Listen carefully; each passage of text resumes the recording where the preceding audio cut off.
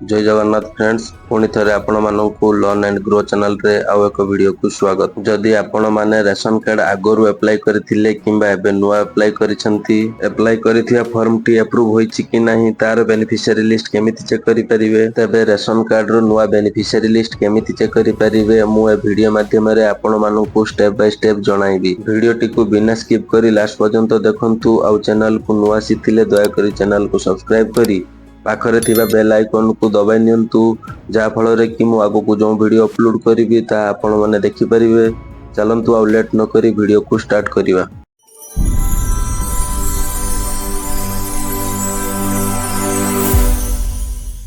सर्वप्रथम आपण को मोबाइल थिबा जेकोसी ब्राउजर को ओपन करि नियंतु। ओपन कला पर एठी टाइप करी सर्च करि नियंतु पीडीएस ओडिसा। आपण टाइप करी सर्च करि परिबे किबा मु डिस्क्रिप्शन मध्ये डायरेक्ट लिंक दे दिछि तापरे क्लिक करी ए पेज को मध्ये आसी परिबे। ए पेज को आसिला पर एठी फर्स्ट वेबसाइट रे देखि पारथुबे एफएससीडब्ल्यू ओडिसा। ए एफएससीडब्ल्यू ओडिसा ऊपर क्लिक करि नेबे। फर्स्ट वेबसाइट रे क्लिक कला पर एठी आपन को देखि पारथुबे लॉगिन ऑप्शन रे बहुत जाक ऑप्शन खुली आछी। एठी आपन फर्स्ट ऑप्शन ले क्लिक कर नेबे एनएफएसए कार्ड एंड बेनिफिशियरी ऊपर क्लिक कर नेबे। एनएफएसए कार्ड एंड बेनिफिशियरी ऊपर क्लिक कला पर एमिति पेज खुली आछी। एठी आपन को निज निजर जिला सिलेक्ट कर नेबे, ब्लॉक सिलेक्ट कर नेबे, एपीएस सिलेक्ट कर नेबे। एपीएस होची आपनकर डीलर को ना सिलेक्ट कर नेबे तापरे रिपोर्ट ऊपर क्लिक कर नेबे।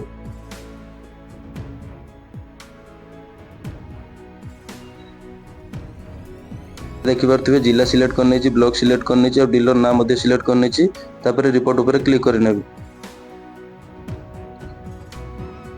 रिपोर्ट ऊपर क्लिक करला पर एमिति पीडीएफ टी खुली आछी। एठी आपनकर रेशन कार्ड नंबर टी शो करथुबो। रेशन कार्ड जहां को नाम अछि तांको नाम मध्ये शो करथुबो, तांको बापा को नाम मध्ये शो करथुबो आ फैमिली केते मेंबर आपण पाउचंती तांकर नंबर मध्ये शो करथुबो। आपणकर निज निजर ना तळ को तळ स्क्रॉल कर चेक करि परिबे किंबा एठी सर्च बार रे सर्च करी आपणकर ना चेक करि परिबे। जदि आपण पीडीएफ टी डाउनलोड करिया पई चाहउचंती तबे पीडीएफ ऑप्शन ले क्लिक करी आपण पीडीएफ मध्ये डाउनलोड करि परिबे। जदि वीडियो रु किछि शिक्षा को मिलता है तबे वीडियो को लाइक शेयर एवं चैनल को सब्सक्राइब करिया पई जमारू भूलिबे नहीं। जय जगन्नाथ।